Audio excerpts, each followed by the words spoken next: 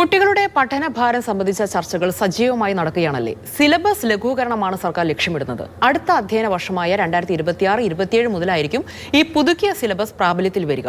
നിലവിൽ 10ാം ക്ലാസ്സിൽ പഠിക്കുന്ന വിദ്യാർത്ഥികളെ പക്ഷേ ഈ മാറ്റം ബാധിക്കില്ല. കേവലം പുസ്തക സഞ്ചിയുടെ ഭാരം കുറയ്ക്കൽ മാത്രമല്ല, മറിച്ച് മാനസികമായ ഭാരം കൂടി കുറയ്ക്കാനുള്ള ഇടപെടലാണ് പൊതുവിദ്യാഭ്യാസ വകുപ്പ് ആലോചിക്കുന്നത്.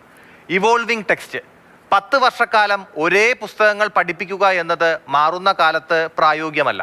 കാലാനുസൃതമായ മാറ്റങ്ങൾ ഉൾക്കൊള്ളുന്ന ഇവോൾവിംഗ് ടെക്സ്റ്റ് എന്ന ആശയമാണ് പാഠ്യപദ്ധതി ചട്ടക്കൂടിൽ സർക്കാർ മുന്നോട്ട് വയ്ക്കുന്നത്. ഗുണനിലവാരത്തിന് മുൻഗണന, അളവിലല്ല ഗുണനിലവാരം ഉറപ്പാക്കുകയാണ് ലക്ഷ്യം. പാഠഭാഗങ്ങളുടെ എണ്ണം കൂടിയതുകൊണ്ട് മാത്രം കുട്ടികൾക്ക് അറിവ് വർദ്ധിക്കണമെന്നില്ല.